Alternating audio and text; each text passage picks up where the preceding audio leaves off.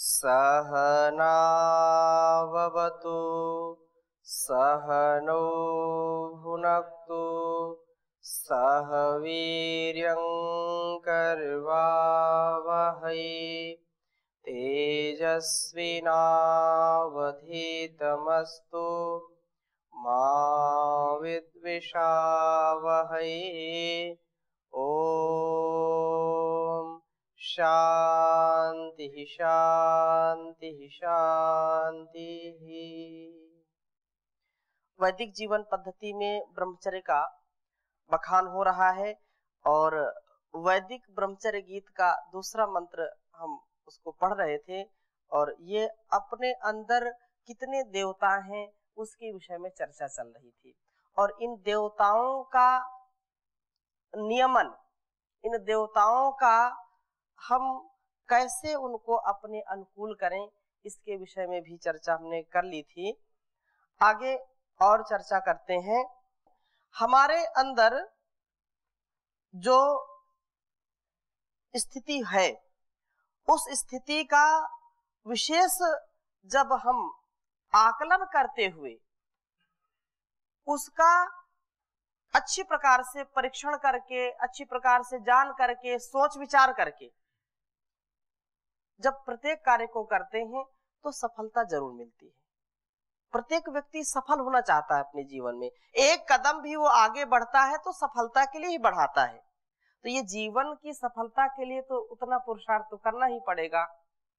अपने शरीर को यदि स्वस्थ रखना चाहते हैं तो इसका क्या मूल है उसके विषय में चिंतन करके ही हम आगे बढ़ें।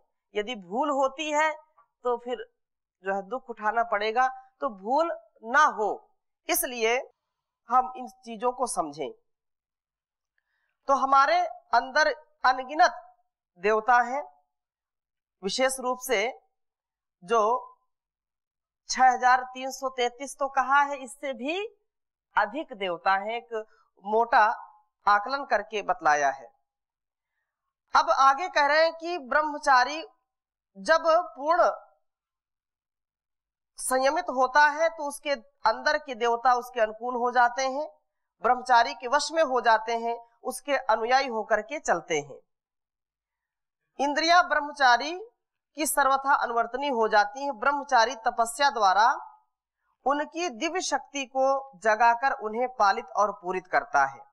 हम भोगी लोग तो इंद्रियों के गुलाम होते हैं और हमारी इंद्रियां अशक्त, अदिव्य, तुच्छ रूप में रहकर हमें भटकाती रहती हैं। जब भोग होगा तो रोग होगा ही होगा और भोग बिना हम रह नहीं सकते, ये भी सकते हैं, लेकिन भोग कैसे भोगे तो योग युक्त करें। हमारा देखना, सुनना, उठना, बैठना, खाना, पीना जो भी इंद्रियों से, ज्ञान इंद्रियों से ग्रहण करते हैं वो सब क्या है? भोग के रूप में है। भुज पालना अव्यवहारयो हो, ये धातु है जिससे हमारी पालना हो। भाई बिना भोग के आप पालित और पोषित नहीं हो सकते। आप दूध पीते हो कि नहीं? दूध पीते हैं तो दूध भी पीना तो भोग है। भोजन करते हैं कि नहीं करते? तो भोजन करना भी भोग है। हाँ? लेकिन आप सोते हो तो ये भी क्या है? तो भोग तो भोगेंगे, लेकिन एक बात वेद मंत्र में कही, ईशावास्यमिदं सर्वम यत् किंच तेन त्यक्तेन भुंजीथा मा गृधा कस्य। इस संसार में जो कुछ भी है उसको उपभोग करिए, नितांत जो आवश्यक है उतना आप भोग भोगिए, जिसको उपभोग कहा। इसलिए कहा जाता है उपभोक्ता। क्या कहते हैं? उपभोक्ता। तो इस संसार में आकर के हम उपभोक्ता बने। भोक्ता विशेष यदि बनते हैं, आसक्ति पूर्वक भोग भोगते हैं, इंद्रियों की गुलामी करते हैं, जो कही जा रही बात कि भोगी लोग तो इंद्रियों के गुलाम होते हैं। इंद्रिय जय सर्वोपरि है।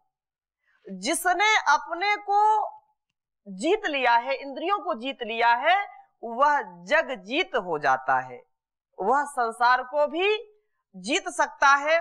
लेकिन जिसने नहीं जीता है अपनी इंद्रियों को, वह संसार के लोगों को कभी भी जीत नहीं सकता, भोगों को जीत नहीं सकता। आचार्य चाणक्य भी इस बात को कहते हैं। एक तो आचार्य चाणक्य की बहुत सारी पुस्तकें हैं, चाणक्य नीति है, कौटिल्य अर्थशास्त्र है, और एक चाणक्य सूत्राणी, उसी में विशेष उनका ग्रंथ है, छोटा है। और बहुत अच्छी बात कही कि इंद्रियों का जीतना, ये यदि इंद्रिय जित हो गया व्यक्ति तो संसार में सब कुछ पा सकता है। वो बहुत उत्तम बात है, आप इसको लिख सकते हैं। कभी प्रसंग में आपने सुना भी होगा कि सुख का मूल क्या है, सुखस्य मूलम धर्मः, ये आचार्य चाणक्य कह रहे हैं। इसी क्रम में आएगा सुखस्य मूलम किम, ये चाणक्य के सूत्र हैं। यदि कोई सुखी रहना चाहता है तो सुखस्य मूलम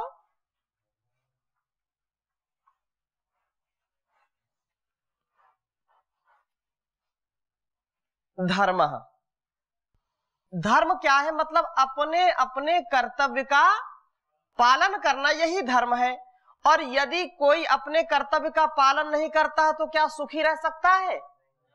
तो सुख के मूल में क्या है? धर्म। सुखस्य मूलम धर्मः। और आगे कह रहे हैं धर्मस्य मूलम नहीं। अब धर्म का मूल क्या है? तो धर्मस्य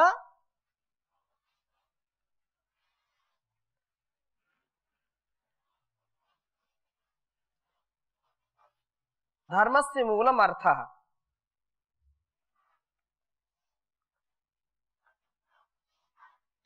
धर्मस्य मूलम अर्थः।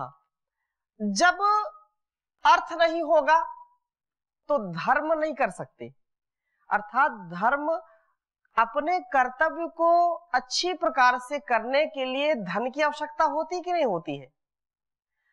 कोई गृहस्थी है, बच्चों को अच्छी सुशिक्षा करना चाहता है, अपने परिवार को चलाना चाहता है, धर्म पूर्वक चलाना चाहता है, तो उसके लिए अर्थ की आवश्यकता होती है। और जहां जो है अर्थ नहीं होगा वहां फिर अनर्थ शुरू हो जाएगा। जहां अनर्थ होगा वहां धर्म नहीं होगा। तो धर्म का मूल क्या है? वो अर्थः। धर्म का मूल क्या है? अर्थः, धन है। अर्थस्य मूलम राज्यम।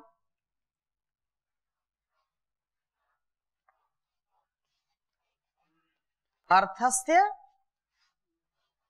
मूलम राज्यम।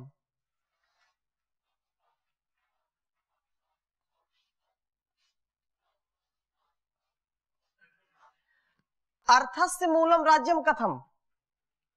जब राज्य अच्छा नहीं होगा, राज्य के लोग अच्छे नहीं होंगे, राजा जो व्यवस्था करना चाहता है राष्ट्र में, उस व्यवस्था को लोग जब नष्ट करेंगे तो अर्थ नहीं हो सकता। लोग कर की चोरी करेंगे या दूसरों की चोरी करेंगे, या जो प्रजातंत्र हो या अन्य कोई तंत्र हो, व्यक्ति को ईमानदारी से राजकीय जो कर है या राजकीय जो व्यवस्था है उसमें सहयोग देना होता है। यदि सहयोग नहीं करेंगे, पुरुषार्थ नहीं करेंगे, निठल्ले रहेंगे तो अर्थ नहीं होगा। तो राज्य जितना अच्छा होगा, जितना विकसित होगा, उतना ही अर्थ मिलेगा, अर्थात उतना ही वहां के लोग धनवान होंगे।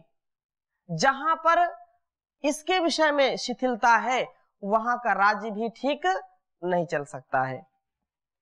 और आगे कह रहे हैं हाँ, राजस्य मूलम किम। अब जो मुख्य बात यहाँ पर जिस प्रसंग में मैंने इस बात को कहा है वो मूल बात है कि राजस्य मूलम इंद्रिय निग्रह।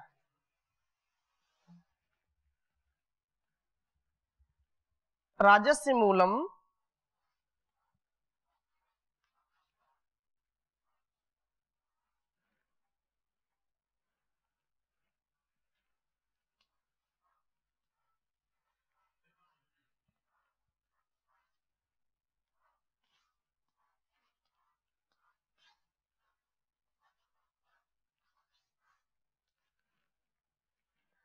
राजस्य मूलम इंद्रिय जयः, इंद्रियों का जय।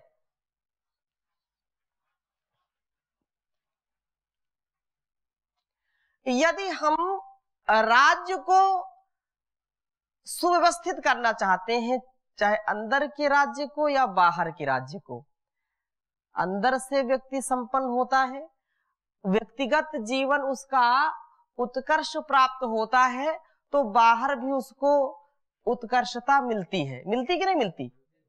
और जब स्वयं जिसका स्क्रू ढीला हो तो बाहर वो कितना भी टाइट करना चाहे टाइट नहीं हो सकता है। अंग भंग ये जिसका है वो इस जंग को जीत नहीं सकता है। इसलिए ये विशेष बात कही जा रही है जो यहाँ पर आचार्य भी कहना चाहते हैं ऋग्वेद के ये ब्रह्मचर्य सूक्त के माध्यम से कि राजस्य मूलम इंद्रिय जयः। जो व्यक्ति इंद्रिय जय नहीं करता है, इंद्रियों की गुलामी करता है, वह अपने अंदर के राज्य को भी, अपने अंदर के सुशासन को भी नष्ट कर देता है, अपने अंदर की जो व्यवस्था है उसको भी बर्बाद कर देता है और बाहर की भी व्यवस्था को बर्बाद करता है। उदाहरण के लिए, जैसे जिन चीजों को नहीं खाना जिससे हमारा विचार दूषित हो, वैसे आहार को यदि हम लेते हैं तो निश्चित रूप से हम कभी अच्छी बुद्धि वाले नहीं हो सकते। कोई मांस मदिरा का सेवन करता है तो मांस मदिरा का सेवन करने से क्या होता है? बुद्धि खराब होगी।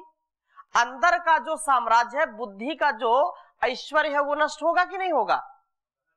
जरूर नष्ट होगा।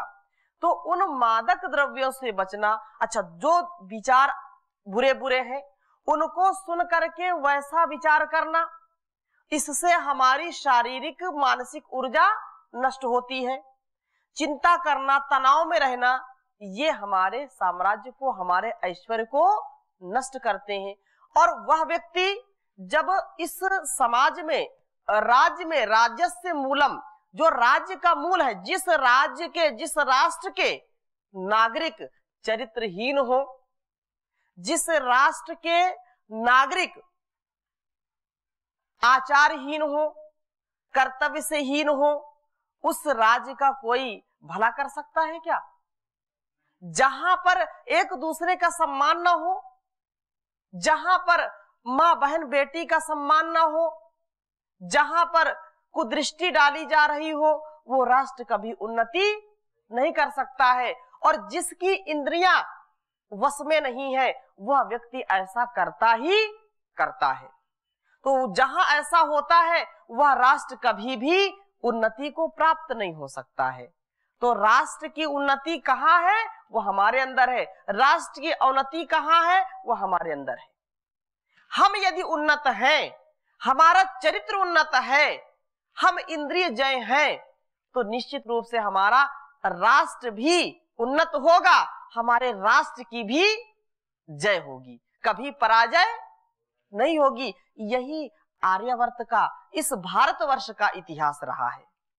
क्योंकि यहाँ के युवक और युवतियां, यहाँ के माता पिता इतने चरित्रवान होते थे, इतने आचारवान होते थे कि वो अपने राष्ट्र को उन्नत बनाने का सतत कार्य करते थे, राष्ट्र निर्माण के लिए सब कुछ आहूत कर देते थे।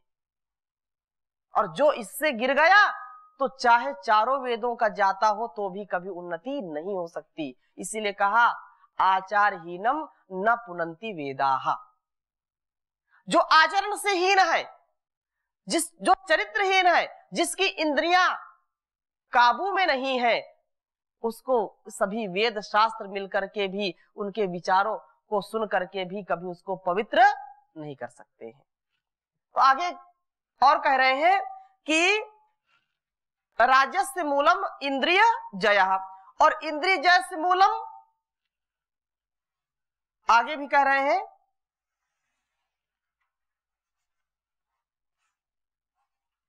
इंद्रिय जयस्य मूलम किमस्ति।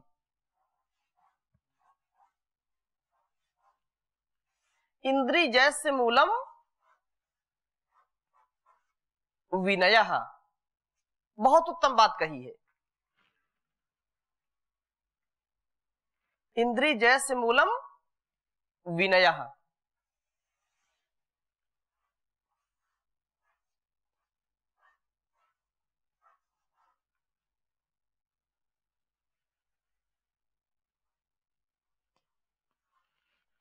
इंद्रिय जय का मूल क्या है? इंद्रिय जयस्य मूलम किम? बताया विनयः। इंद्रिय, कौन व्यक्ति इंद्रियों को जीत सकता है? इंद्रिय जित कौन हो सकता है? उसके मूल में क्या है? तो क्या है? विनय है। और विनय कैसे आती है? विद्या ददाति विनयम। विद्या विनय से आती है। तो विनय का तात्पर्य यहां विशेष है, ध्यान दीजिए। विद्या ददाति विनयम और इंद्रिय जयस्य मूलम किम विनयः। विनय का तात्पर्य अपने अंदर के जो काम, क्रोध, ईर्ष्या, लोभ, दोष, द्वेष, इन जो विकार हैं, इनका नियमन करना, इनको नियंत्रित करना, वो विनय है। और जब ये चीज अपने अंदर घटित होती है, अपने अंदर आ जाती है कि मुझको काम वासना से, रसना की वासना से, क्रोध की और ईर्ष्या द्वेष की, लोभ की जो अग्नि है उससे दूर रहना है, या वो उठ रहे हैं, क्रोध उठ रहा है, बहुत तेजी से तूफान आ रहा है, उसको दबा देना, उसका विनयन करना, उसका नियमन करना, उसको नीचे नम्र करना, ये विनय कहलाता है। और जिसके अंदर ये है वही इंद्रिय को जीत सकता है, अन्य कोई जीत नहीं सकता। क्योंकि जैसे ही आलंबन मिलता है दुनिया में आकर के, लोग वैसे ही लुढ़क जाते हैं।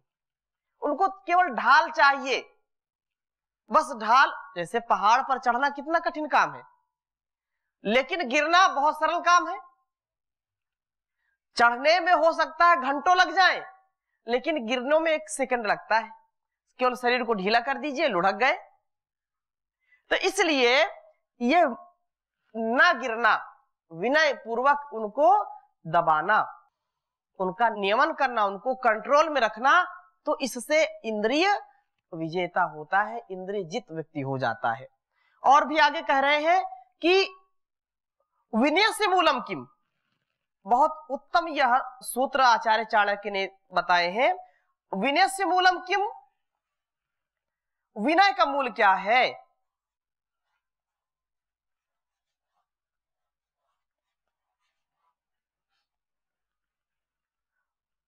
विनयस्य मूलम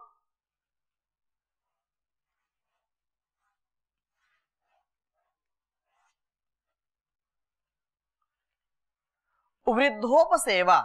बहुत उत्तम बात कही।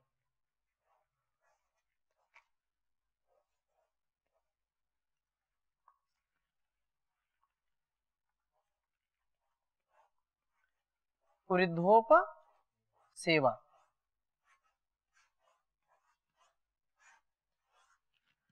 विनयस्य मूलम किम? वृद्धोपसेवा। विनय का मूल क्या है? तो कहा वृद्धोपसेवा। जो बुजुर्गों की संगति में रहते हैं, जो विद्वान की संगति में रहते हैं, जो आचरणवान व्यक्ति के संगति में रहते हैं, उनकी सेवा शुश्रूषा से, माता पिता गुरु आचार्य की सेवा से, उनके संगति से जो हमको ज्ञान मिलता है, उससे हमारे अंदर क्या आती है? विनयशीलता आती है। हमको सही और गलत की पहचान हो जाती है। कोई 40 वर्ष का, 60 वर्ष का, जैसे हमारे बीच में ताऊ जी बैठे, अब इनको पूरा ज्ञान है, इनके पूरे अनुभव आप इनके आयुष से आप ले लीजिए। इसलिए हमारे जो संस्कृति में, हमारी भारतीय सभ्यता में जो बुजुर्ग होते हैं, उनका विशेष सम्मान होता है। अभिवादन शीलस्य नित्यम वृद्धोपसेविनः चत्वारि तस्य वर्धन्ते आयुर्विद्या। केवल केवल वृद्धों की उपसेवा करने से, केवल उनको अभिवादन करने से, केवल उनके थोड़ी सी संगति में हमारी 4 चीजें फ्री में मिल जाती हैं। उन पर ज्यादा पुरुषार्थ नहीं करना पड़ता, आयु भी बढ़ जाती, आयु विद्या भी बढ़ जाती है, यश भी हो जाता है और बल भी बढ़ जाता है। तो विनय कहां से आता है? विनय बुजुर्गों की सेवा से आता है। विनय जो विद्वान है, जो ज्ञानवान है, धीर है, गंभीर है, उनकी संगति से आता है कि क्रोध को नहीं करना, क्रोध आए तो क्या करना, काम की जब अग्नि जल उठे तो उसको कैसे बुझाना। ये बड़ी विचित्र बात है कि हमारा जो गौरवमयी इतिहास है उसमें कितना महत्व इसका बतलाया गया। विदेशों में ये चीज नहीं है, ये नहीं वहां पर। वहां तो बच्चा पैदा होता है, कहीं पलता बढ़ता है, कहीं नौकरी कहीं करता है, कुछ जान वो तो अपने बस ठोकर खा खा करके फुटबॉल की तरह इधर उधर हो करके कुछ पा लिया तो पा लिया। है ये भारतीय संस्कृति है जहां पर एक शिशु को कितने लोग पालते पोसते हैं और बड़े होते होते उसके माता पिता, उसके दादा दादी, उसके नाना नानी, उसके चाचा ताऊ उसका परिष्कार करते हैं अपने विवेक से, अपने व्यवहार से, अपने ज्ञान से। ये विशेष बात है कि विनय से मूलम किम वृद्धोप सेवा, वृद्धों की सेवा, वृद्धों की संगति। और इसमें अतिशयोक्ति नहीं है। परम पूज्य स्वामी महाराज, परम पूज्य गुरु जी, आचार्य जी का जो आशीर्वाद हम सबके साथ है वो तो है ही है। आज मैं यहाँ पर हूं, इस स्थिति में हूं। ये पहले यहाँ आकर के पढ़ा, लेकिन बचपन से ये मेरा स्वभाव था कि कभी अपने से छोटे या अपने से बराबर वालों से कभी मैंने मित्रता नहीं की। मतलब मित्रता नहीं की इसका मतलब शत्रुता की, ऐसा भी नहीं। लेकिन अपने से 20 वर्ष, 30 वर्ष और इससे भी बड़े विद्वान, धार्मिक, आध्यात्मिक लोगों की संगति में सदा रहा। उन्हीं के पास बैठना, उन्हीं से अनुभव की बात लेना, ये बचपन से रुचि थी। लेकिन इसका रहस्य बाद में समझ में आया कि वास्तव में है क्या। तो जीवन में अपने से जो बड़े हैं उनका कभी भी तिरस्कार नहीं करना, अपने से जो बड़े हैं उनको सदा सर्वदा सर्वत्र सम्मान देना, उनकी आज्ञा का पालन करना और जैसा जैसा वो अनुभव से अपने बताते जाएं वैसा वैसा समझना जानना। अपनी जो है जिद में, अपने दुराग्रह में हम अपने आप को नष्ट करेंगे। इसलिए बहुत विशेष बात कही जा रही है। और आगे कह रहे हैं कि जब ये विनय से मूलम वृद्धोपसेवा, अब एक बात और आगे कह रहे हैं कि वृद्धस्य सेवया विज्ञानम। वृद्ध की सेवा अर्थात बड़े बुजुर्ग या जो विद्वान है, धार्मिक हैं, उनकी सेवा से क्या होता है? सेवया विज्ञानम। बहुत अच्छी बात कह रहे हैं कि वृद्ध सेवया विज्ञानम।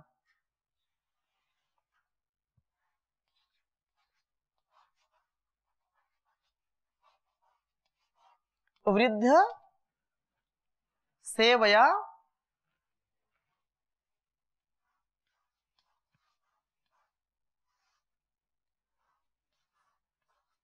विज्ञानम।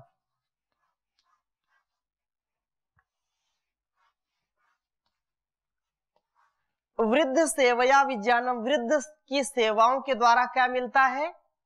विज्ञानम, विशेष प्रकार का ज्ञान मिलता है। विशेष प्रकार से हम जो है परिष्कृत होते हैं, विशेष प्रकार से हमारी उन्नति के द्वार खुल जाते हैं। यह जो सेवा है उसके द्वारा विज्ञानम, विज्ञान की प्राप्ति होती है। लेकिन कुछ बच्चे ऐसे होते हैं कि हठ, दुराग्रह या बड़ों की बात बिल्कुल नहीं मानते, बोलते हैं इनको तो कुछ आता ही नहीं है। वो टर टर टर टर अंग्रेजी ही बोलते रहते हैं, उनको लगता है तो सब जो है पुराने जमाने के लोग हैं। उसकी जो है वाणी, उसका व्यवहार बिल्कुल अलग होता है। बिरले ऐसे संस्कारित घर होते हैं जहां माता पिता और पूरा परिवार, ऐसा लगता है कि पूरा संसार ही यहाँ बसा है, और वहां जान विज्ञान होता है। वो सारी बातें जैसे हम महापुरुषों के जीवन की बातों को देखें तो चाहे वीर हो चाहे वीरांगनाएं हो, उनके जीवन चरित्र को आप पढ़ेंगे तो उनके जीवन में कोई ना कोई ऐसा व्यक्ति जो बहुत अनुभवी रहा हो, उसका जरूर जो है उनके जीवन में विशेष प्रभाव पड़ता है। महर्षि दयानंद जी के जीवन को देखिए, और भी अनेक आप पढ़ करके जान सकते हैं। और एक बात कही और कि वृद्ध सेवया विज्ञानम और विज्ञानेन आत्मानम संपादयेत। विज्ञान से क्या होगा, ये विशेष प्रकार का जो ज्ञान मिल गया, इससे क्या होगा, तो विज्ञानेन आत्मानम संपादयेत,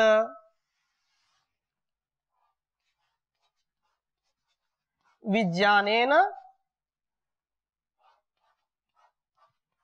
आत्मानम संपादयेत।